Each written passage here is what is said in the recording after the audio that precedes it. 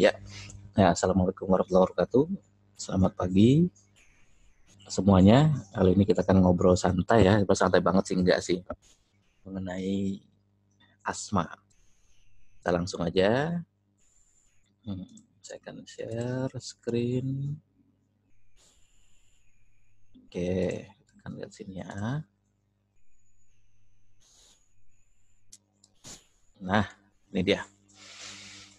Jadi memang asma itu bukan penyakit yang masuk dalam komorbid COVID-19 ya, bukan. Tapi ya ini cukup banyak juga problemnya yang dihasilkan dari masalah penyakit ini. Dan kita akan bahas enteng-enteng aja sekarang nih. Lanjut ya. Jadi asma menurut WHO itu ada 300 juta orang tuh di seluruh dunia. 250 ribu kematiannya setiap tahun. Dengan jumlah terbanyak ada di negara dengan ekonomi sedang dan rendah. Dan asma ini saat ini masuk dalam 14 besar penyakit yang menyebabkan disabilitas seluruh dunia. Indonesia itu urutan ke-20 dengan penderita asma tertinggi di dunia. Bahkan berdasarkan data tahun 2017, ini posisi kelima di antara negara Asia. Jadi nggak main-main nih, posisi kelima tuh gede ya. 1 dari 22 orang Indonesia mengidap asma. Ini menurut pers rilis Perhimpunan Dokter Paru Indonesia tahun 2018 waktu itu. Yang terbaru saya belum dapat lagi datanya. Data di website resminya hanya ada di tahun 2018. Artinya ya kayak gini faktanya ya. Kemudian kita akan lihat kenapa bisa terjadi seperti itu anatominya ya. Jadi kan kemarin kan sering saya singgung mengenai jalur napas. Jadi kita tarik napas, udara masuk, ya kan, lalu dia melewati jalur napas, trakea, kemudian bronkeolus, terus sampai ke puncaknya adalah ujungnya di alveoli. Dari alveoli baru terjadi pertukaran gas. Jadi pertukaran gas itu kalau di fase yang ini berarti dari udara sampai ke alveoli. Kalau nanti ke biokimia, ya dari alveoli, nanti terjadi proses difusi dari hemoglobin, ya oksigen masuk hemoglobin, CO2 dari hemoglobin masuk lagi ke paru-paru baru dikeluarkan lagi. Baru nanti yang terakhir adalah proses pertukaran gas dari hemoglobin ke sel. Jadi ada 3. Nah di sini yang terjadi adalah kondisi di mana si bronkeolus ini kelihatan di sini ya. Nih, wait, ini masih ada beberapa yang masuk. Saya close dulu. Ya. Nah, jadi terjadi penyempitan di situ. Terjadi penyempitan. Jadi di antara lubang udara ini, normal airway lubang udara ini ada sekitarnya area smooth muscle ya, smooth muscle otot yang dia bisa melebar gitu, vasodilatasi ya, dia bisa menyempit vasokonstriksi. Nah itu ada gangguan, ada problem di situ. Sehingga yang mestinya jalur napasnya kayak gini, mestinya ya, normal ya. Jadi normal airway itu yang warna putih itu. Kita lihat sini tempat keluar masuknya udara ya. Ada juga namanya airway smooth muscle. Jadi area kecil ya, otot kecil di sekitar lubang udara yang nanti ini bisa ikut mengatur proses pelebaran dan penyempitan saluran udara. Nah, mereka yang asma ada peningkatan pada otot smooth muscle di sekitar jalur udara itu. Yang biasa normalnya kelihatan di sini kecil ya, kemudian dia menjadi lebih tebal. Kemudian ketika seseorang kena, jalur yang tadinya sudah sempit begini menjadi lebih sempit lagi.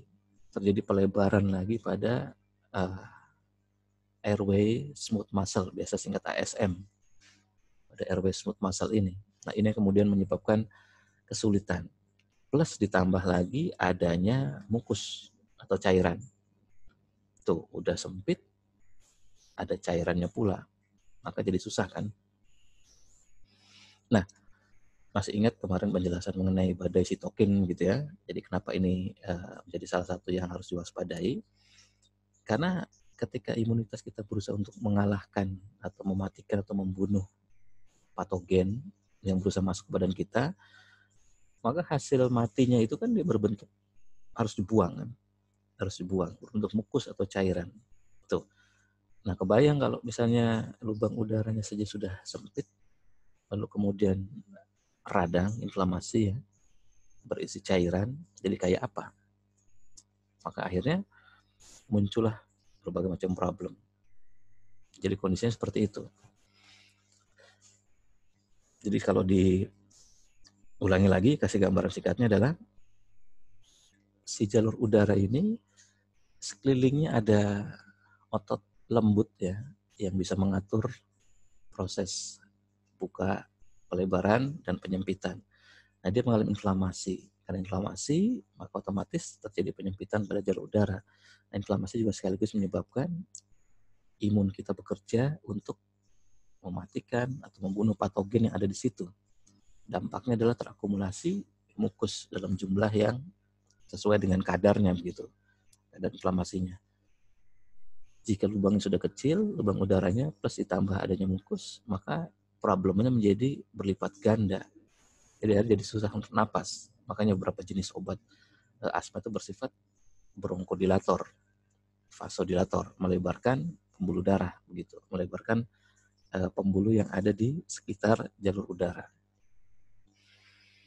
Nah, klasifikasi asma ini jenisnya ada banyak sekali ya. Yang kita tahu kan cuma asma aja. Ada yang disebut dengan asma karena alergi. Penjelasannya silakan baca sendiri nanti di sini. Slide-nya akan saya share nanti, silakan minta aja. Kemudian ada yang disebut dengan asma intrinsik atau non alergi. Kemudian ada asma bronkitis ya. Ada asma yang diakibatkan oleh latihan begitu, misalnya bersepeda, berlari dan sebagainya. Terus rasanya napasnya menjadi makin pendek, makin sesak begitu. Itu bisa. Tingkat kegawatannya bergantung pada kondisi real dari physical jalur napas kita. Nah, fenomena pada saat orang lagi olahraga kemudian terjadi asma ini disebabkan oleh biasanya kehilangan cairan begitu. Tapi ini tidak severe ya, tidak berbahaya ya.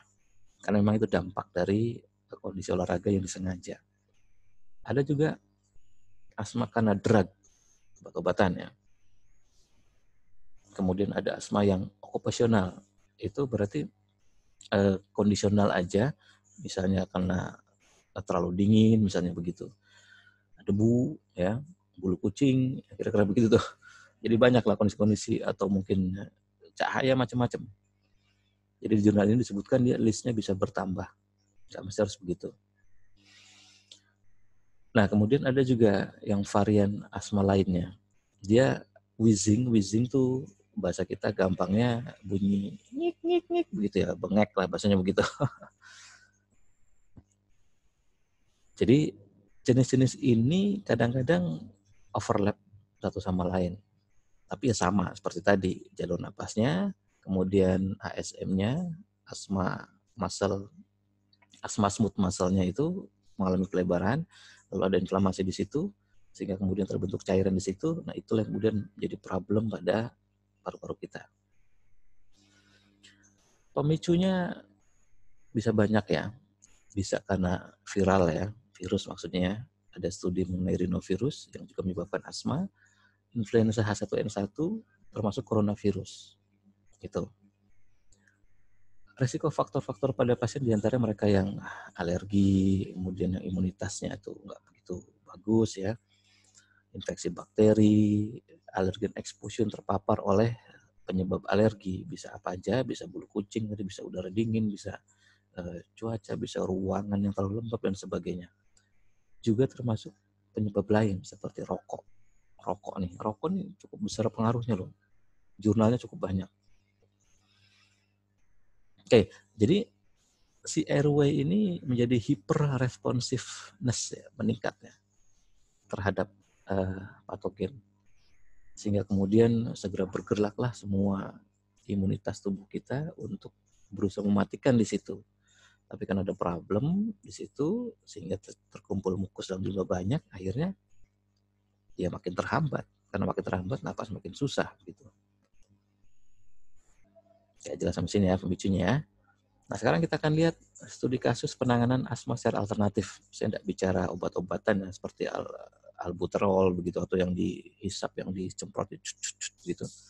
Ini ranahnya medis. Ini saya akan tunjukkan beberapa jurnal-jurnal yang barangkali bisa menginspirasi bahwa ada studi di luar sana yang menggunakan cara-cara alternatif, khususnya yang berhubungan sama pengubahan teknik pernapasan.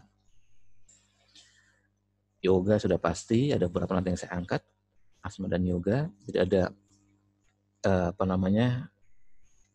sebentar ada yang masuk, ada subjek yang kemudian ditelatih ya selama 2 minggu untuk melakukan latihan yoga selama 45 menit. Apa aja isi yoganya? Ini paling banyak, komprehensif. Isi yoganya adalah latihan napas 5 menit. Kemudian yoga untuk loose joint, itu ada beberapa nama di sini. Kalau ada yang praktis yoga bisa pakai pendekatan ini nih. Kemudian physical posture atau yoga asana, pranayama, slow deep breathing sekian menit, meditasi, omkara sekian menit, ada kriya, leg, dan discussion. Ini totalnya kira-kira 65 menit lah totalnya. Lalu dibandingkan dengan control group, ya, dibandingkan seperti biasa kalau studi itu kan ada yang dilakukan dengan tekniknya, ada yang kontrolnya, artinya nggak melakukan apa-apa. Hasilnya adalah terjadi perbaikan secara signifikan dari sisi jumlah serangan per minggunya pada mereka yang rutin latihan yoga. Jadi membaik maksudnya begitu. Oke, satu ya. Kemudian kita lihat, nah ini masih yang tadi, ini terlihat ya. Jadi hasil latihannya itu berhasil menghentikan atau mengurangi banyak sekali jumlah serangan dalam per minggunya dibandingkan yang tidak latihan. Bahkan dibandingkan yang pakai obat. Itu. Kita lihat yang lain.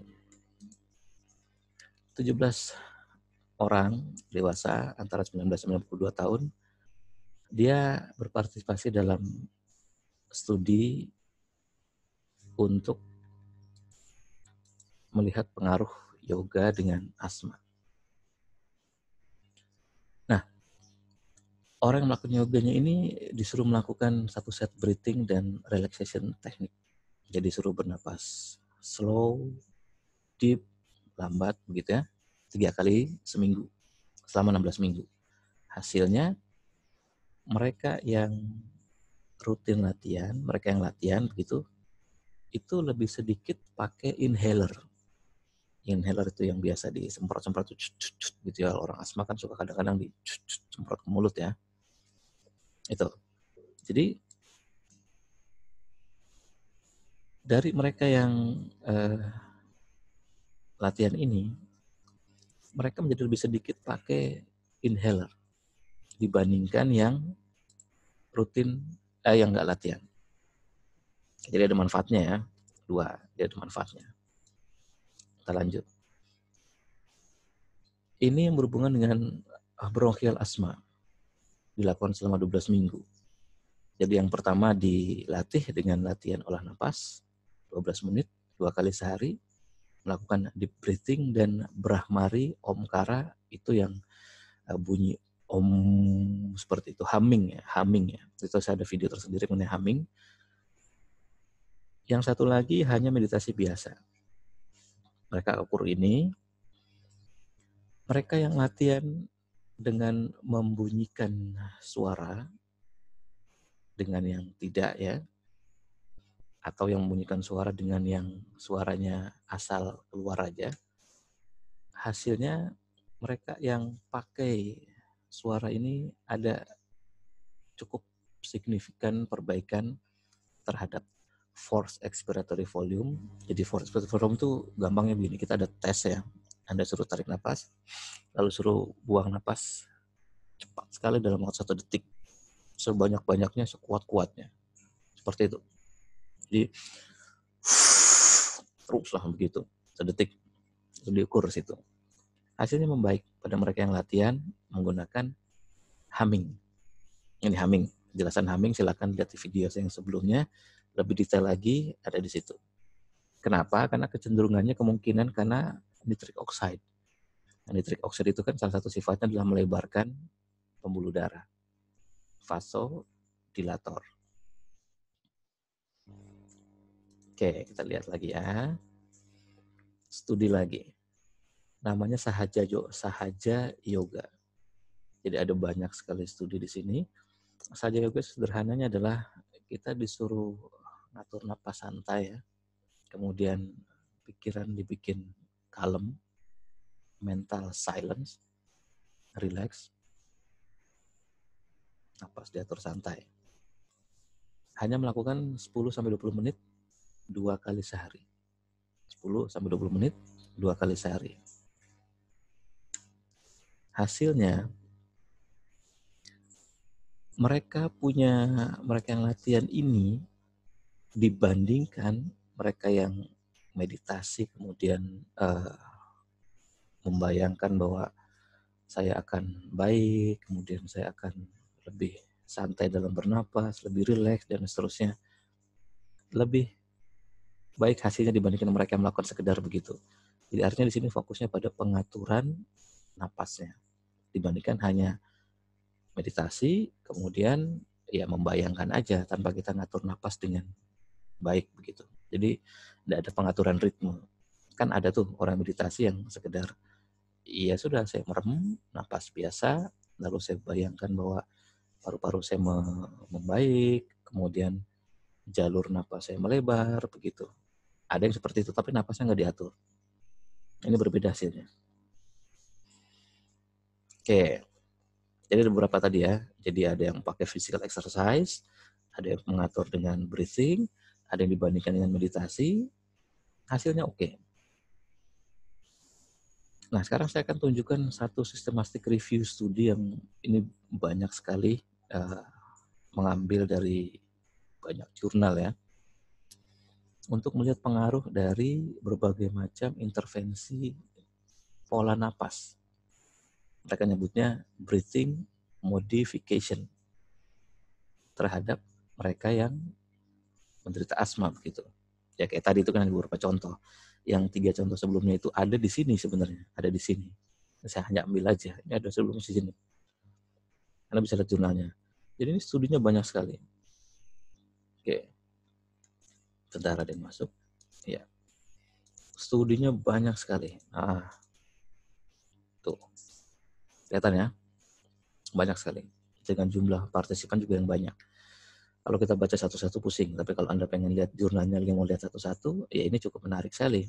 Karena di sini nanti kita lihat pola-pola atau ritme-ritme yang bagaimana yang cukup ampuh lah gitu. Yang cukup ampuh untuk mereduce atau memperbaiki kerusakan atau problem pada asma.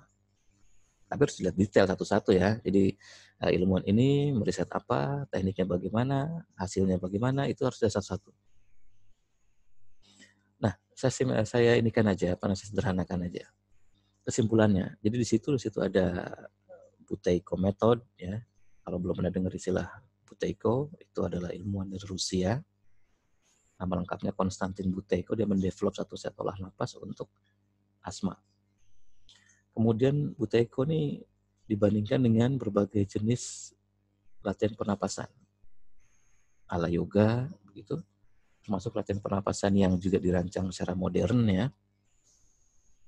Hasilnya adalah para ahli yang ada di sistematika jurnal tadi itu kan banyak sekali ilmuwan yang terlibat di situ, puluhan ya. Mereka bilang bahwa manajemen asma itu memang cukup susah. Mereka bilang begitu, tetapi penanganan medis yang ditambah dengan tradisional, maksudnya latihan pernapasan ya, entah itu pakai apa saja yang diyakini ya, yang bisa dipelajari begitu, ya tadi Buteyko, yoga, pranayama dan sebagainya. Mereka bilang begini, there is evidence, ada bukti yang mengindikasikan adanya kemungkinan manfaat, ya, tulisannya begitu, kata jurnalnya, dari beberapa teknik seperti BBT. BBT singkatan dari Buteyko Breathing Technique, Yoga and Respiratory Muscle Retraining. Jadi artinya olah napas ini berpengaruh. Gitu. Apapun tekniknya ya. Sini studinya banyak. Semua dari teknik-teknik tradisional ini tersedia bebas. Not difficult to learn, tidak susah untuk dipelajari, dan bahkan cost efektif. Murah ya. Meski demikian digarisbawahi, teknik yang dipelajari itu tidak bermaksud untuk menggantikan pengobatan asma. Nah ini penekannya di situ ya. Namun penggunaannya tidak bisa dipungkiri ada manfaat gitu. Ini sebenarnya kesimpulannya ini ngambil jalan tengah. Bahwa iya ada beberapa studi yang bisa reduce, bahkan bisa dalam tanda kutip kuratif ya. Tapi ada banyak studi yang juga bisa meringankan. Misalnya penderita yang biasanya sehari dia harus semprot 3 kali sampai 5 kali misalnya dengan latihan pernapasan, dia cukup semprot sekali. Atau mungkin 2 hari sekali dia baru semprot 1 kali misalnya. Jadi bukti-bukti ini cukup banyak bisa kita lihat pada jurnal-jurnal yang sebelumnya tadi untuk menunjukkan bahwa iya, mereka yang asma itu harus belajar teknik pernafasan. Mereka yang asma harus belajar teknik pernafasan. Tuh. Memang ini tidak menyembuhkan. Di beberapa studi memang iya, tapi expert mengkomentari ini ngambil jalan tengah supaya aman semuanya lah. Itu. Oke, jelas ya. Jadi mereka yang asma harus belajar 1 atau 2 teknik pernapasan yang baik. Untuk meringankan, preventif ya. Harusnya preventif itu mencegah dari kambuh. Kemudian meringankan itu artinya gejala-gejalanya membaik, juga mengurangi dosis penggunaan obat. Di situ studinya dijelaskan sangat detail sekali. Kemudian dampak secara psikologis juga ikut membaik. Dan pada beberapa studi juga ada perbaikan pada kualitas otot, paru-paru, pembuluh darah, jalur napas di paru-paru kita. Jadi wajib. Itu. Oke. Saya akan kenalkan sesuatu yang disebut dengan dynamic hyperinflation. Inilah kondisi yang terjadi ketika seorang mengalami asma. Jadi dynamic hyperinflation itu terjadi ketika napas baru dimulai sebelum paru-parunya selesai mencapai kondisi keseimbangan. Jadi kalau kita tarik napas, udara kan masuk oksigen. Lalu dia melewati jalur napas, terus melewati bronkiolus sampai puncaknya adalah menuju alveoli. Ya kan? Nah, setelah menuju alveoli nanti kan terjadi proses pertukaran gas. Terjadi keseimbangan di situ. Hasil dari respirasi tentunya CO2 yang harus dibuang, kan begitu. Nah, ketika kita membuang CO2, kita kan pengen tarik napas lagi.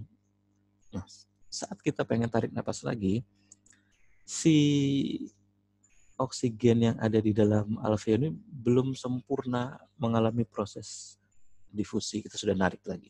Jadi numpuk begitu. Numpuk tek begitu. Makanya ini akan meningkatkan kondisi dead space. Jadi dead space itu adalah kondisi di mana oksigennya ada, tetapi dia tidak terlibat dalam proses pertukaran gas. Itu. Jadi dynamic hyperinflation. Nah, kita lihat gambarnya. Jadi kita tarik napas. Nah, kemudian karena di situ ada something problem di situ ya, yang mestinya pada saat kita buang napas secara baik, tapi ternyata ketutup lah kesana begitu, sehingga ada terjebak udara di situ. Udara terjebak di situ nggak bisa keluar. Kita tarik napas lagi, ya masuk lagi kan udara. Nanti terjebak lagi. Tarik napas lagi, terjebak lagi. Sebelum udara yang tadi sempat untuk keluar. Karena ada masalah pada saluran napasnya. Situ kelihatan ada penghalangnya ya. Di sini. Nah, itu. Jadi udara yang terjebak ini istilahnya menyebabkan peningkatan dead space.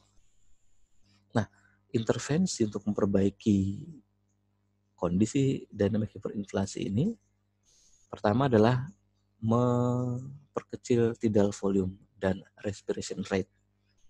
Jadi saya sarankan belajar pada video saya sebelumnya mengenai napas ritme, apa itu tidal volume, apa itu respiration rate begitu ya. Jadi kalau kita percepat laju pernapasan, jadinya bagaimana? Frekuensinya apa? Kalau kita perlambat laju pernapasan, jadinya bagaimana frekuensi. Nanti akan mudah untuk memahami ini. Kemudian yang kedua adalah prolong expiratory time as much as possible. Jadi buang napasnya dibuat lebih panjang, semampunya.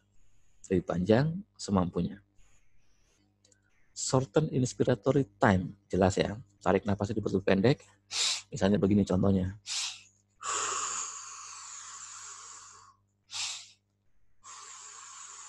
Nah itu, nanti ada penjelasannya.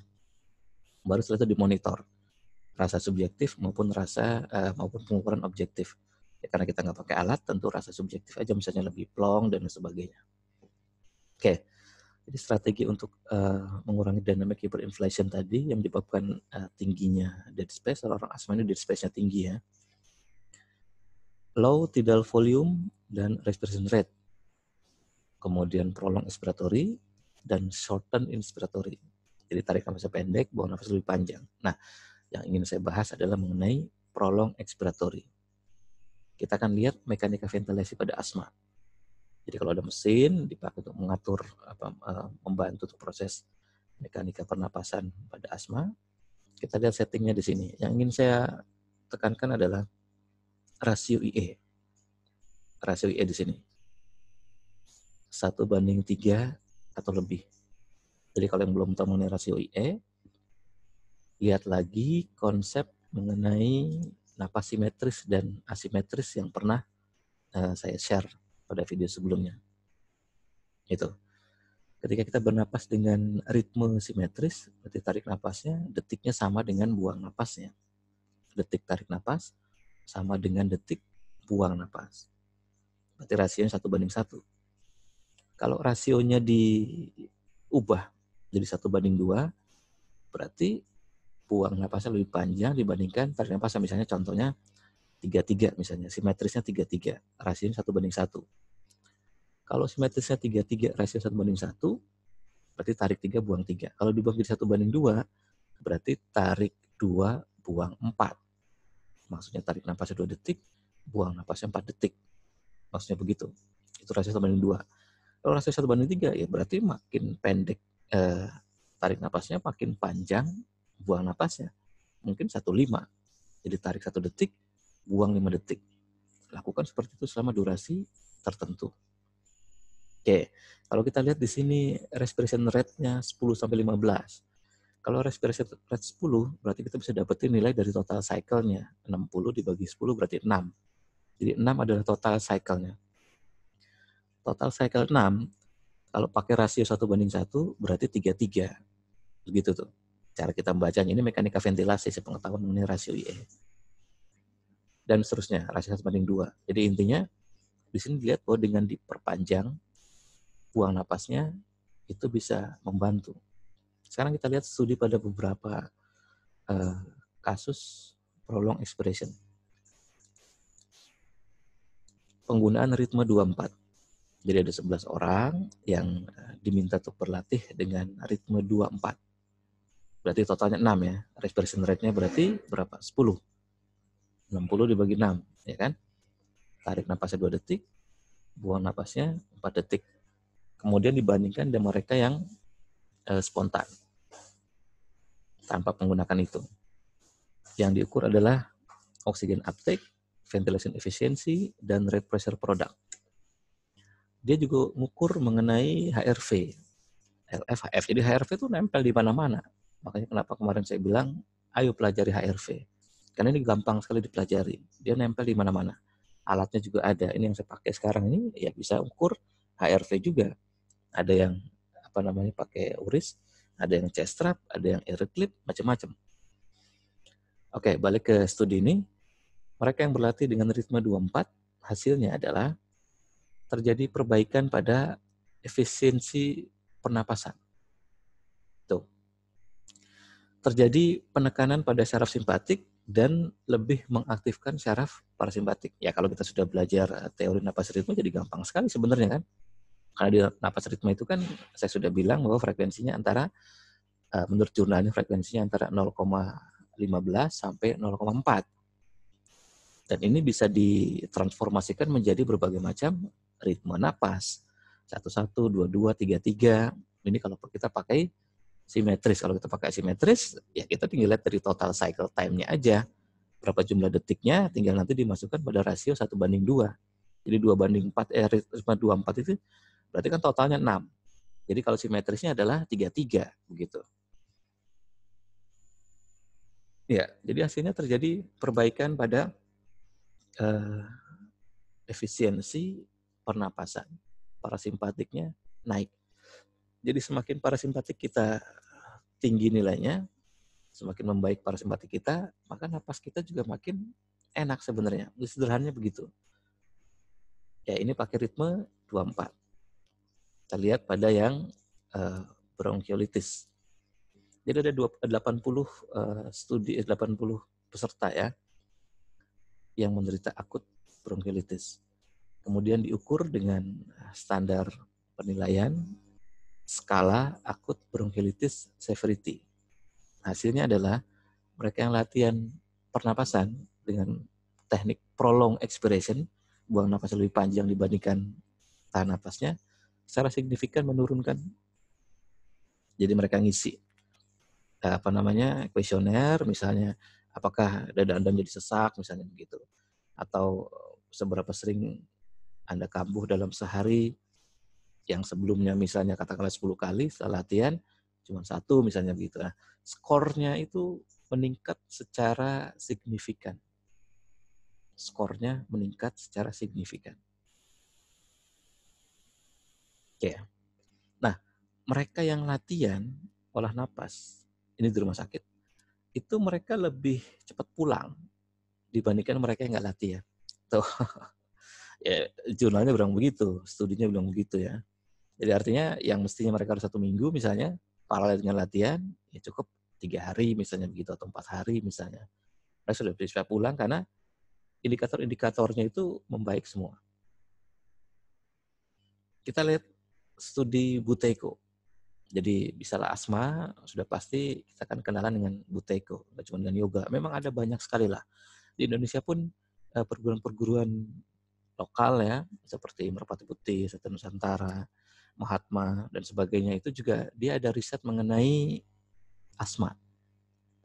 Ada riset mengenai asma. Kalau di Merpati Putih sendiri ada kurang lebih sekitar 15 studi mengenai asma. Mestinya studi-studi ini oleh masing-masing perguruan itu dikumpulkan mestinya tuh. Lalu orang-orangnya dilihat, ditanya begitu. Karena kadang-kadang ada beberapa studi yang ya kita nggak tahu ini diketahui apa enggak begitu. Ini masing-masing berjalan sendiri sih. Dan ada 15. Untuk MP sendiri sepanjang pengetahuan saya meneliti itu ada 15 studi. Oke, balik sini Buteyko ya. Jadi ada 90 pasien asma yang dilatih metode Buteyko. Kemudian dia juga pakai obat. Inhale corticosteroid. 69 pasien menyelesaikan studi, hasilnya adalah mereka yang berlatih teknik Buteyko itu terjadi peningkatan pada kondisi fisik ya, dan sekaligus dia mengurangi penggunaan bronkodilator yang alat semprot tadi. Jadi ini signifikan hasilnya, signifikan, nggak main-main lah kasarnya begitu. Artinya pas sekali lagi, jadi mereka yang asma ini harus belajar bagaimana teknik Buteyko. Nanti di ujung slide terakhir ini akan saya jelaskan. Ada juga Buteyko yang lain. Jadi ada sekitar 120-an orang lah yang dibagi menjadi 3 grup ya. Berlatih Buteyko, berlatih pranayama, yoga, begitu, teknik pernapasan ya, dan control group. Seperti biasa, ada asma quality questionnaire ya, misalnya tingkat kambuhnya, rasa sesak dan sebagainya, ada skalanya. Hasilnya mereka yang latihan menggunakan pendekatan Buteyko ini menunjukkan tren yang membaik pada kualitas hidup dan pada cara dia mengontrol asma dibandingkan mereka yang kontrol grup dan yang melakukan pranayama. Tentu saja pranayama ini nanti harus kita definisikan apa. Tapi intinya, iya, Buteyko ini bisa dipakai sebagai alternatif untuk melakukan perbaikan. Yoga, Buteyko, pranayama gitu ya, ini bisa dipakai. Termasuk physical exercise juga tadi disebutkan di jurnal sebelumnya juga bisa. Meditation juga bisa. Tapi yang cukup signifikan ada beberapa. Kita lihat lagi yang lain. Nah, ini hasil yang tadi ya. Hasilnya cukup signifikan dan Buteyko yang paling besar. Kita lihat pranayama. Jadi ini studinya agak menarik. Jadi ada 18 pasien dengan masalah asma. Dia disuruh melakukan slow deep breathing secara manual ya selama 15 menit, 2 kali sehari, selama 2 minggu, berturut-turut ya. Kemudian satu grupnya lagi dipasangi alat. Tuh, satu grup dipasangi alat. Jadi yang satu melakukan secara manual, baik kehendak, secara sadar sepenuhnya. Kemudian setelah itu dipasangi alat, di mana alat ini akan mensimulasikan slow breathing dengan rasio 1:2. Artinya buang nafas lebih panjang dibandingkan tarik nafasnya. Jadi yang satu manual, yang satu hidungnya dipasangi, di sini dipasangi alat, yang alat ini mensimulasikan latihan manual. Jadi mesin ventilatornya disetel, kemudian dia melakukan rasio 1:2. Gitu. Hasilnya, mereka yang melakukan manual ya, itu lebih baik dibandingkan mereka yang dipaksa pakai alat. Jadi mereka yang melakukan manual, hasilnya lebih baik, signifikan ya, dikatakan seperti itu signifikan, dibandingkan mereka yang dipaksa pakai alat gitu. Tuh, jadi artinya ya kita pakai potensi Tuhan ini, hidung, mulut, saluran napas, paru-paru kita untuk latihan gitu. Sederhananya begitu tuh maksudnya tuh. Karena buktinya walaupun dipaksa untuk ditiru cara kerjanya kan, tapi hasilnya nggak lebih baik dibandingkan mereka yang voluntary, yang secara sadar dan sengaja melatih napasnya begitu.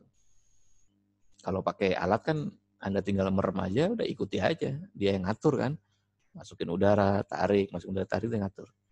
Tapi nggak ada kesadaran di situ. Jadi di sini ngelihat faktor kesadaran berperan.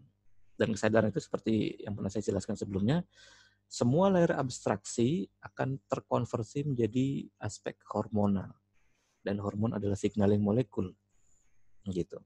Jadi ada pengaruh situ. Nah, lalu bagaimana strategi olah napas untuk asma? Gampang. Buang napasnya lebih panjang dibandingkan tarik napasnya. Istilahnya prolonged expiration. Jadi apapun teknik yang buang napasnya lebih panjang dibandingkan tarik napasnya, secara definisi berdasarkan banyak jurnal yang tadi saya sebutkan, ya itu bisa dipakai untuk melakukan perbaikan masalah asma. Jadi bagi Anda yang bingung dengan segala penjelasan jurnal di atas tadi, lihat kesimpulannya di sini aja. Yakni latihan napas di mana buang napasnya lebih panjang dibandingkan tarik napasnya. Silakan pakai rasionya berapa saja.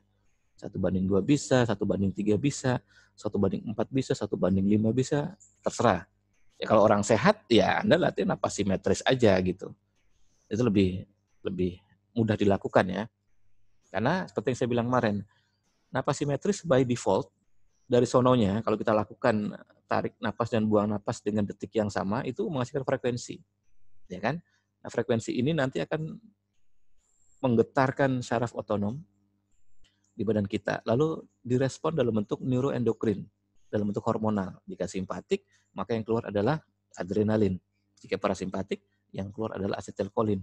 Lalu aspek hormonal inilah nanti akan bekerja untuk melakukan perbaikan. Begitu. Jadi misalnya kayak untuk melebarkan bronkiolus, ya berarti kita butuh adrenalin. Untuk menyembuhkan kita butuh asetilkolin. Itu bisa dilihat di apa namanya, perubahan terhadap syaraf simpatik parasimpatik pada organ. Kan ada gambarnya tuh, yang kalau detak jantung cepat, maka dia terkena dampak dari apa. Kalau detak jantung melambat, terkena dampak dari apa. Tuh, jadi bagi yang baru hadir kali ini, yang kebetulan asma, yang nggak tahu gimana strategi olah napasnya, bingung saya harus ikut perguruan apa begitu ya, saya harus ikut perguruan A atau B atau C atau D, saya nggak tahu, ini bisa dipakai sebagai gambaran mudah untuk Anda latih sendiri di rumah. Caranya bagaimana? Lakukan dalam durasi tertentu, di mana buang napasnya lebih panjang dibandingkan tarik napasnya. Atau Anda bisa lihat video saya sebelumnya mengenai napas ritme, silakan ambil frekuensinya parasimpatik boleh, Anda juga bisa ambil frekuensinya simpatik boleh, tergantung kebutuhan. Gitu. Yang penting adalah buang napasnya lebih panjang dibandingkan tarik napasnya. Silakan rasionya atur sendiri. 1,3, 1,5, 2,4, 1,7, MP misalnya. MP kan begitu orang mau latihan merpati putih, dia panjang kan, mungkin 1,7 atau mungkin 1,9 mungkin ya, atau mungkin kalau yang panjang sekali ya 1,10 mungkin, ya enggak masalah, ya kan? Makanya kenapa orang latihan merpati putih, orang-orang asma latihan merpati putih, dia membaik dari waktu ke waktu. Ya karena prinsip prolong expiration ini, begitu. Jadi logikanya di situ sebenarnya. Nah, kalau Anda misalnya mau latihan sendiri di rumah, ya simple. Setel download aplikasi, sudah bikinkan videonya. Ada 3 aplikasi yang bisa kita pakai. Yang pertama namanya meditation timer, yang kedua pace breathing, yang ketiga elite HRV, atau mungkin Anda lebih suka dengan aplikasi yang lain, monggo saja silakan. Berjenis timer yang bisa untuk membagi antara tarik napas dan buang napas begitu. Silakan. Aplikasi apa aja.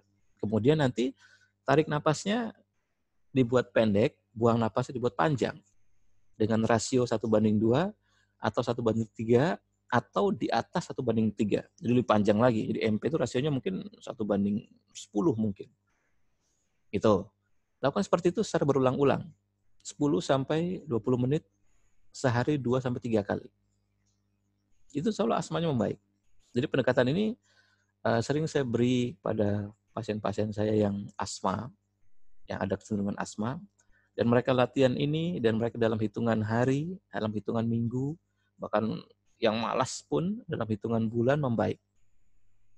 Obatnya berkurang drastis, makin lama fungsinya makin baik. Itu. Jelas ya?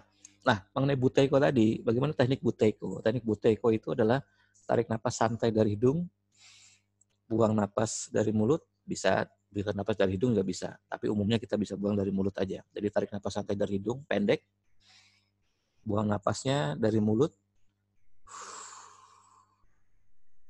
sampai habis, sampai tidak bisa napas lagi, lalu tahan kosong semampunya, sekuatnya. Tapi tidak boleh dipaksa. Sampai muncul rasa nggak nyaman, baru tarik. Kalau versi merpati putihnya disebut dengan napas kering, tapi tanpa force, tanpa pemaksaan. Jadi tariknya santai, buang, tahan. Begitu tidak kuat, tarik. Biasa lagi. Nah itu diulang berkali-kali selama 15-20 kali, Buteyko ya. Ya versi ada banyak ya, ada yang sambil duduk, bisa sambil berjalan, macam-macam. Itu jadi, atau dalam bahasa yang pernah saya jelaskan di video sebelumnya, hanya mengambil aspek hipoventilasinya saja. Hanya aspek hipoventilasinya saja. Buteyko, gitu. Tidak ada yang lainnya. Tuh. Jadi sederhananya, strategi olah napas untuk asma adalah buang napas lebih panjang dibandingkan tarik napasnya, lakukan 10-20 menit sehari 2-3 kali, Anda rasakan, buktikan di badan sendiri, enak. Tapi sekali lagi ini untuk mereka yang punya asma. Kalau misalnya kayak saya, apakah saya harus latihan pakai prolong expiration? Ya boleh-boleh aja, karena nggak ada masalah dengan paru-paru saya. Kecenderungan saya latihan, saya pakai simetris, saya juga beberapa dalam seminggu sekali atau 2 kali pakai asimetris. Nggak ada masalah. Oke. Nah, itu ya. Sekarang kita akan lihat berbagai pertanyaan. Maaf mas, suaranya bisa diperbesar sedikit. Suaranya udah gede ini. Mungkin di sana volumenya kurang gede kali. Pak Sunu, harus parasimpatik ya mas, 3-3 ke bawah. Ya, sudah terjawab. Oke ya. Kemudian Mas Herbayu, untuk anak-anak SD yang pas metode yang mana? Anak SD pakai 24 aja. 24. Gitu. Kalau misalnya mungkin terlalu panjang juga dia. Tapi sekali lagi ini adalah untuk yang sudah asma loh ya. Ini untuk yang sudah asma. Kalau yang kitanya normal, ya kalau normal sih ya enggak mesti harus begitu kan. Kalau normal tadi saya bilang pakai simetris saja nggak ada masalah. Mas Dadan, yang Buteyko setelah tahan kosong terus tarik ditarik lagi nggak ditahan. Jadi kalau Buteyko tarik santai, buang habis, lalu tahan sekuatnya semampunya. Begitu nggak kuat, tarik napas, selesai. Nggak ada penahanan napas. Itu Buteyko, ya. Agak-agak mirip dengan MP pada napas kering. Jadi kalau napas kering MP kan sama. Tariknya cepat pendek, buang desis habis, hanya bedanya di MP kan ada desisnya aja. Lalu begitu sampai habis, di ujung, tahan. Berapa lama? Ya sekuatnya semampunya. Ada yang diam saja, ada yang pakai gerakan, mungkin Garuda, mungkin dorong tarik, dan seterusnya. Kalau sudah nggak kuat, bagaimana? Nggak kuat, dia tarik napas. Selesai. Buteyko seperti itu persis. Ya yang mana yang duluan, ya nggak tahu ya. Ya karena sama-sama diambil dari tradisi pranayama begitu kan. Jadi napas kering sama Buteyko sama. Oke, jadi sekali lagi gampang ya. Jadi strategi untuk asma itu nggak sulit tuh. Kita sekali lagi begini, cara kita melihat suatu teknik ini, kapan kita akan menerapkan, mengimplementasikan, itu kan ada yang karena katanya, ya katanya ini bisa begini begitu kan begitu. Ada yang dari datanya, begitu ya. Datanya artinya kayak tadi, saya tunjukkan jurnal-jurnal, lalu Anda mencerna nalarnya, Anda yakin apa enggak dengan sekian banyak jurnal yang saya tunjukkan di atas, begitu tadi. Anda analisa, itu dari datanya. Ya dokter-dokter yang medis biasanya dari datanya dia, bukan katanya. Karena sebab kalau katanya ya banyak sekali. Ya kayak contoh misalnya COVID-19 sekarang aja. Ada orang yang daerah Pontianak misalnya sembuh karena minum madu hutan misalnya. Ya di sana. Tapi di Makassar sembuhnya minum mengkudu. Ya kan? Ya terus masa kita harus minum mengkudu sama madu hutan begitu kan? Nanti di Jawa ada lagi tuh. Nanti di Sunda ada lagi tuh. Orang-orang yang membaik sembuh karena minum. Masa kita harus minum semua itu kan? Kan enggak. Ini karena katanya. Tapi kalau karena datanya, ya tentunya orang harus lihat ada jurnal pendukungnya enggak. Gitu. Ada yang sudah pernah melakukan hal yang sama enggak? Sudah diriset enggak? Lalu apa hasilnya? Ini datanya. Nah, lewat datanya inilah nalar kita jalan. Ya kan? Kita bisa berpikir, oh ternyata ini mirip. Oh ini mirip, ini bisa dipakai, ini bisa dipakai, ini bisa dipakai. Tentunya enggak semua yang tradisional itu ada datanya. Ya ambil contoh MP, enggak semua teknik yang ada di MP itu ada datanya. Tapi kemiripan pasti ada. Kemiripan pasti ada. Jadi ketika kita belajar seperti ini, itu kita belajar untuk meluaskan pemikiran dan pemahaman. Bukan kita untuk menganggap kita ini tekniknya paling baik nih. Enggak. Kita luaskan saja bahwa oh di luar sana ada yang sudah meneliti begini loh. Ternyata kalau napas diatur dengan ritme rasio 1:2, tarik napas 2, buang napas 4, tarik napas 1, buang napas 5, misalnya begitu. Oh, asmanya membaik. Kata siapa? Kata datanya, gitu kan? Kata data jurnalnya. Itu. Yang dengan kita tahu seperti ini, kita bisa terapkan nanti barangkali ada teman, saudara, kerabat yang juga asma, begitu. Kemudian membaik. Nah, seperti Mas Freddy HS nih, tahun 1989 saya kena asma berat. Kadang-kadang seperti mau putus, apalagi pas lagi makan, sembuhnya masuk Merpati Putih tahun 92. Ya iya, karena itu tadi saya bilang, reasonnya adalah olah napas keras di Merpati Putih itu sifatnya prolong expiration. Buang napasnya lebih panjang dibandingkan tarik napasnya, itu alasannya itu. Tuh. Makanya saya bilang, kalau kita sudah paham seperti ini, artinya kan kita jadi punya landasan logis. Ya karena kebetulan saya ngerti MP katakanlah begitu, ya saya promosikan. Mungkin ada juga yang lain begitu. Karena prolong expression itu bukan cuma milik MP. Dia juga ada di teknik yang lain. ada juga di teknik-teknik yang berbeda dengan kita begitu. Tentu pada pengaturannya ya. Tuh. Jadi ini keyakinan yang lahir dari datanya, bukan yang lahir dari katanya. Katanya hanya sebagai pemicu saja untuk kita mencari data. Dari data-data yang tadi saya tunjukkan ini, baru nalar kita, oke, ini cocok. Baru keyakinannya makin kuat. Setelah itu kita tinggal belajar tekniknya sesuai dengan kebutuhan aja kan. Kita bisa pakai teknik apa saja yang ingin kita lakukan begitu. Tuh. Jadi strateginya gampang sekali. Yaitu strateginya adalah buang napasnya lebih panjang dibandingkan tarik napasnya.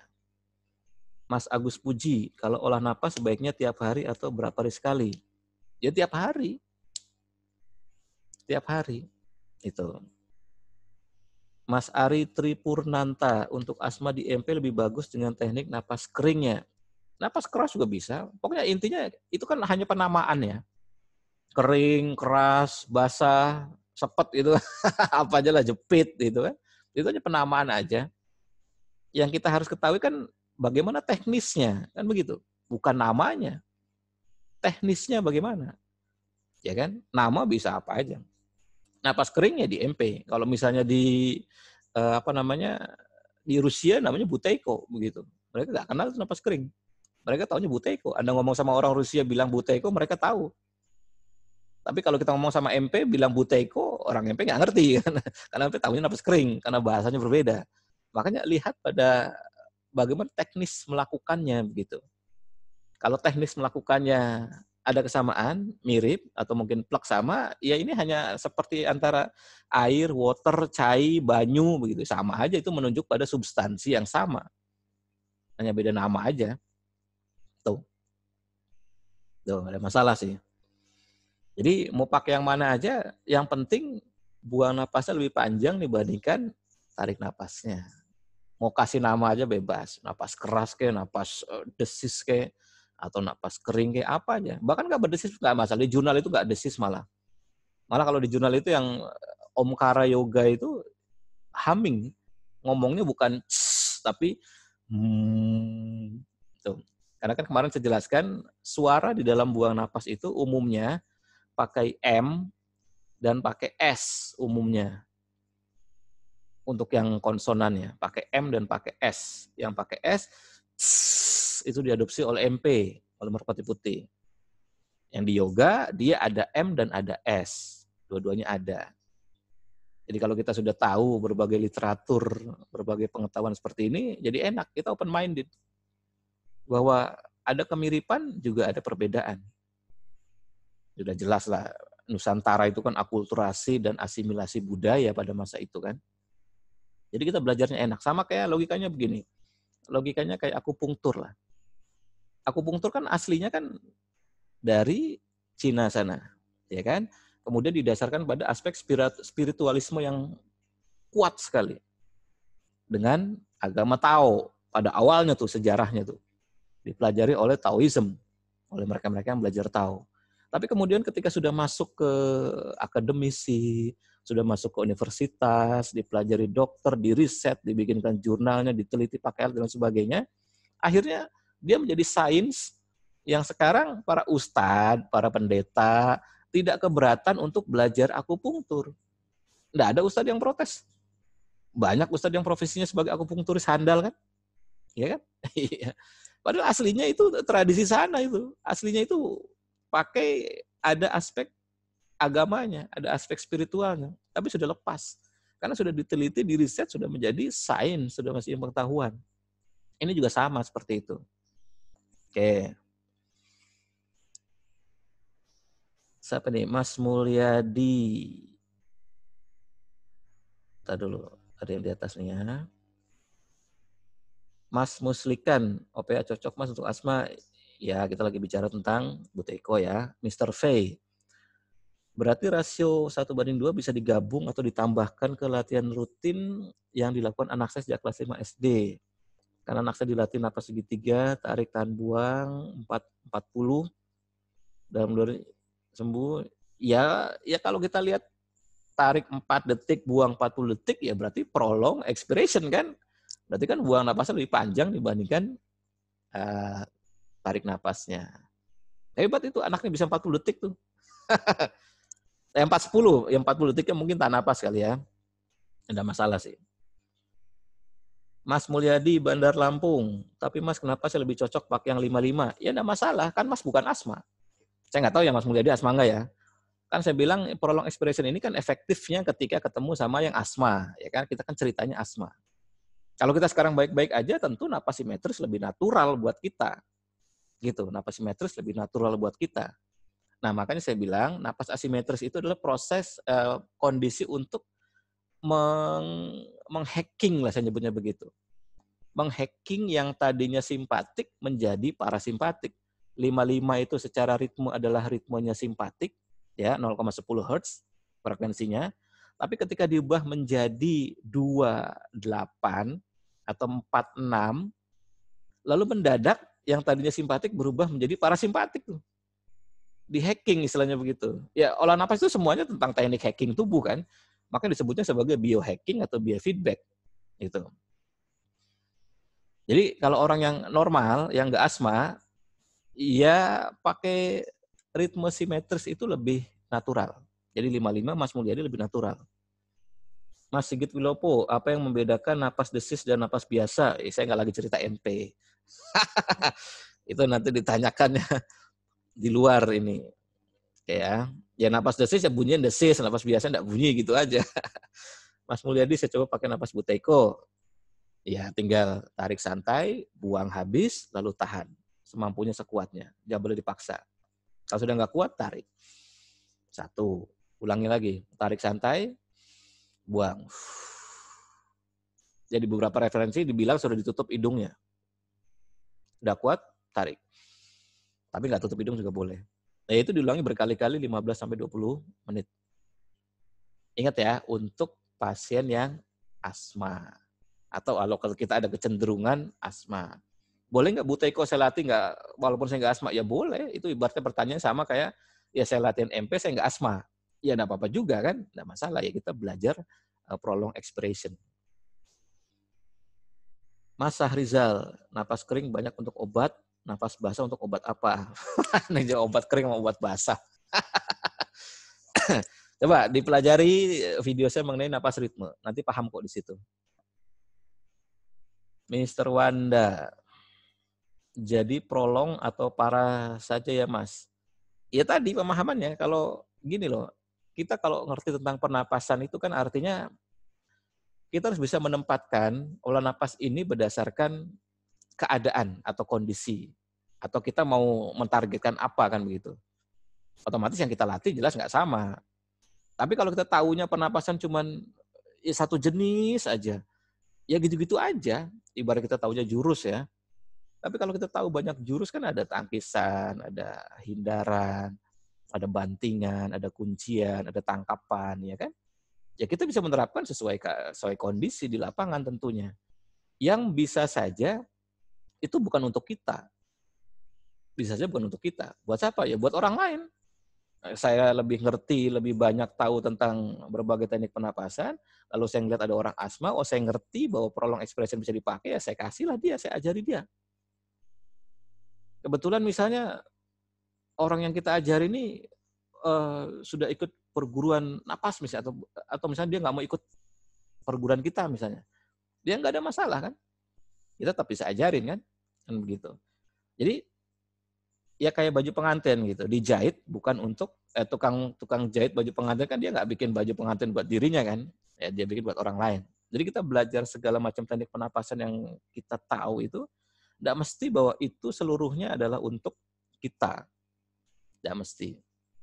Kadang-kadang ada sebagian yang cocok diterapkan pada orang lain. Tapi pengetahuan mengenai cocok enggaknya harus ada dasarnya, nggak ngasal. Tuh. Dasarnya itu ya bisa dari katanya, dari experience orang, pengalaman orang, walaupun nggak ada landasan jurnal atau sainsnya, tapi kita tahu orang itu kita hormati, kemudian atau ada orang yang kemudian kita tahu dia sakit berat, terus tadi dia latihan napas yang simpel aja kemudian sembuh, ya kita boleh tiru. Dan seringnya kita kan begitu kan, katanya. Atau dari datanya, Anda collecting jurnal seperti saya cari sebanyak-banyaknya data-data pendukung begitu yang meyakinkan nalar saya bahwa ini bisa dipakai, bahwa ini benar, ini sudah diteliti begitu dengan segala dampak samping dan sebagainya hasilnya, baru saya teryakinkan dengan itu. Itu. Jadi silakan aja yang mana yang mau dipilih. Mas Mulyadi, mungkin asma saya yang tipe okupasional ya. Maka sekarang jadi paham ya bahwa jenis-jenisnya ada beberapa tempat. Jadi kayak misalnya, kok tiba-tiba kalau saya masuk ruangan ini mendadak bengek misalnya begitu, mendadak asma nih. Ya mungkin di ruangan itu ada sesuatu yang bikin kita alergi misalnya begitu. Mungkin karena lembab atau mungkin terlalu dingin atau mungkin ada bulu-bulu kucing atau apa, macam-macam lah. Itu. Oke, jadi sederhananya seperti itu. Jadi solusi asma itu gampang sekali. Bahkan prolong expiration nggak usah pakai gerakan juga. Karena kita hanya ngatur ritme napas saja kan. Itu. Kalau buat saya hubungannya jelas ini larinya ke aspek neuroendokrin, berarti hormon ya. Makanya kemarin saya singgung di setiap kali saya menjelaskan mengenai napas ritme itu selalu bahwa frekuensi yang dihasilkan oleh napas itu akan menyebabkan rilis atau terlepasnya hormon atau neurotransmitter. Nah, hormon inilah nanti yang akan bekerja untuk melakukan perubahan. Maka mesti hati-hati hormon jenis apa yang akan kita keluarkan dan dia mempengaruhi apa di badan kita begitu. Jadi kalau kita tahu, ya kita jadi ngerti strateginya. Mas Desriwan, untuk yang asma efektif latihannya berapa menit? Kalau dari kebanyakan jurnal dia bilang 10-20 menit sehari 3 kali. Minimal 2 kali. Dari kebanyakan jurnal bilang begitu tadi ya. Tuh. Jadi 10-20 menit, 2-3 kali sehari. Mas Lukmanul Hakim mau nanya, orang tua saya punya sakit batuk, setiap capek pasti kumat batuknya dan tidak berdahak, itu pun sering terjadi. Ya kalau menurut pendapat saya seperti biasa ya, ini kan kita bukan dukun ya, kita nggak tahu apa yang ada di dalam badannya secara kimiawi dan sebagainya, diperiksakan dulu untuk mengetahui kondisinya apa, baru setelah itu nanti kita bisa kasih alternatif solusinya berdasarkan hasil pemeriksaan. Ini kalau kita pengen fair ya. Jadi kita nggak nerka-nerka. Ya memang kita bisa aja tebak langsung gitu, tapi ya kita fair aja. Dengan cara seperti ini nanti kita enak. Karena gini, kemarin kan saya pernah tulis mengenai frekuensi napas. Ya kan? Dari 11, 22, 33, 44, 55 dan seterusnya nyaris tak terbatas. Itu dengan berbagai macam variasinya. Di antara semua itu ada yang disebut dengan base frekuensi. Base frekuensi atau frekuensi dasar. Frekuensi dasar itu apa? Frekuensi yang disepakati oleh banyak jurnal merupakan frekuensi pembentuk jantung dan frekuensi pembentuk otak. Base frekuensi. Berapa base frekuensi itu? Yaitu 0,1 Hz. 0,10 Hz. 0,10 Hz itu adalah 6 breath per menit. 6 kali per menit. Jadi napasnya semenit cuma 6 kali. Jadi kalau bernapasnya semenit 6 kali, berarti respiration rate-nya kan 6. Berapa total cycle-nya? 60 dibagi 6. Berarti 10. Jadi setiap kali kita bernapas dengan jumlah total detik 10, itu akan menghasilkan frekuensi 0,1. Nah 10 totalnya bisa dihasilkan pakai ritme berapa saja. Kalau yang simetris berarti 55. 55. Jadi kalau Anda latihan 55, itu Anda sedang masuk dalam base frekuensinya jantung dan base frekuensinya otak. Jadi di semua studi 55, tarik 5, buang 5, itu mengatakan seperti itu, bahwa dia mampu melakukan proses riset terhadap fluktuasi yang dihasilkan dari jantung dan terhadap fluktuasi yang dihasilkan dari otak. Jadi kalau ada problem, mungkin sama paru-parunya, mungkin sama jantungnya, mungkin sama otaknya, begitu. Ajari dia 55, atau kita sendiri latihan 55. 55. Ya kebetulan hari ini yang join juga 55 nih partisipannya. Kebetulan sekali angkanya begitu. Oke, jadi Anda latih 55, 5 menit, 5 menit, 5 menit, 3 kali. Berarti 15 menit ya. Itu buktikan, rasakan stres Anda akan turun, tekanan darah Anda akan kembali normal, gula darah Anda akan reduce, dan sebagainya. Cuman pakai 55 aja, nggak usah pakai gerakan apa-apa. Cuman duduk manis, ambil timer, setel, tarik napas 5 detik, buang napas 5 detik, terus aja begitu. Tarik napas 5 detik, buang napas 5 detik, terus aja begitu. Selama 15 menit. 5 menit, 5 menit, 5 menit. Lalu ajarkan pada mereka yang batuk, ajarkan pada mereka yang aritmia, ajarkan pada mereka yang problem sama jantungnya, koroner berarti ya, ajarkan pada mereka yang hipertensi, lalu suruh mereka melakukan itu sehari 3 kali, pagi, siang, malam, pagi, siang, malam. Cuma 15 menit aja, nggak usah pakai gerakan apa-apa. Setel aja 5 menit, 5 menit, 5 menit, dah. Tunggu dia 2 hari aja. Ya nggak usah 2 hari lah. Setelah dia melakukan pagi, tanya aja siangnya. Pasti dia enak napasnya plong. Tuh. Karena ini base frekuensi. Nah, makanya di semua penjelasan saya selalu berbasis frekuensi. Selalu berbasis frekuensi yang nanti diterjemahkan di dalam ritme napas. Frekuensi, gelombang, getaran diterjemahkan ke dalam ritme napas. Ritme napas inilah kemudian yang nanti kita harus pahami bekerja pada apa. Karena tubuh kita kan tersusun atas berbagai macam objek ya. Ada kulit, tulang, daging, otot, jantung, ginjal, dan sebagainya. Dan itu masing-masing ada frekuensinya. Masing-masing ada frekuensinya. Jadi kalau kita ngerti konsep frekuensi seperti itu, bahwa itu bisa dicapai dengan teknik olah napas, maka ketika kita tembakkan dengan frekuensi tertentu, maka frekuensinya akan merambati yang frekuensinya sama kan. Jadi kalau saya pengen nembak hormon bagaimana? Ya saya harus ketemu dengan frekuensinya hormon. Kalau saya pengen nembak saraf simpatik bagaimana? Saya harus ketemu dengan frekuensinya saraf simpatik. Kalau saya pengen nembak neurotransmitter dopamin bagaimana? Saya harus ketemu dengan apa pemicunya dopamin frekuensinya. Lalu main di situ. Kan jadi gampang sekali kan? Tuh. Jadi ini cara mudah dan logis untuk kita melakukan perubahan, perbaikan pada tubuh. Nanti simetris itu adalah alamiahnya frekuensi, simetris. Naik turun gini ya, simetris itu berarti tidak ada tahan napas dalam bentuk apapun. Jadi hanya tarik dan buang saja, itu simetris. Baru nanti di luar simetris ada yang disebut dengan asimetris. Prolong expiration salah satunya asimetris. Tuh. Karena asimetris itu bisa buang napasnya lebih panjang dibandingkan tarik napasnya, atau kebalikannya. Tarik napasnya lebih panjang dibandingkan buang napasnya. Ada nggak begitu? Ada, jurnalnya pun ada. Itu disebut dengan inverse ratio. Inverse ratio. Jadi rasio yang berkebalikan.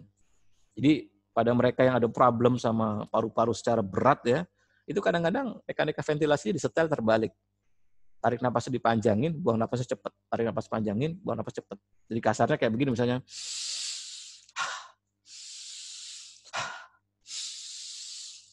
Kan begitu, tarik napasnya panjang, buang napasnya cepat.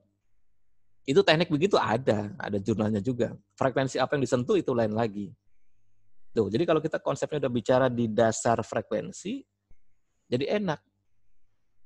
Main di frekuensi dasar, lalu kita main di frekuensi yang sesuai dengan apa problem yang sedang kita alami. Karena tentunya problem saya saat ini nggak sama dengan problem yang lain kan. Tuh. Mas Mulyadi, Bandar Lampung. Betul banget Mas, saya sudah pakai 55 selama ikut webinar. Alhamdulillah perfect. Semua berubah 180 derajat. Dari kecanduan obat, susah tidur, emosian, sekarang berubahlah pokoknya top. Ya alhamdulillah kan begitu. Karena ini base frekuensi 55 itu, base frekuensi. Maka usahakan latih dulu 55 sebelum latihan inti. Latihan intinya apa? Ya sakarepnya kita.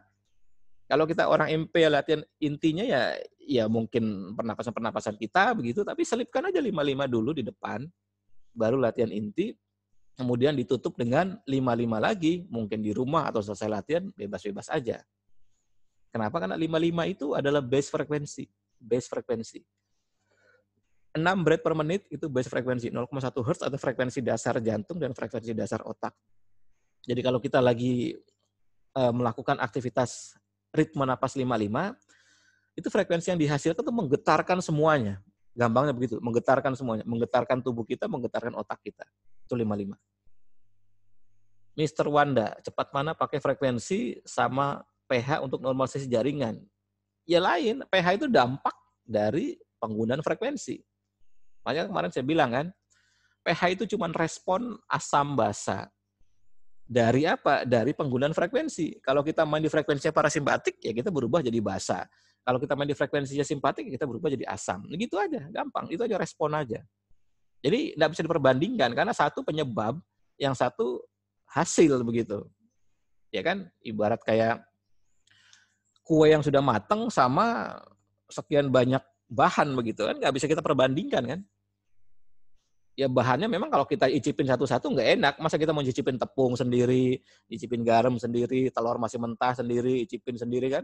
Tapi kalau semua bahan digabung jadi satu, di mixer, lalu diulek-ulek segala macam, lalu dimasukin oven jadi mateng, jadi kue, kan jadi enak begitu. Nah, jadi pH itu cuman respon aja, cuman respon. Dan naikin pH itu gampang sekali. Anda pakai frekuensinya parasimpatik, pH naik.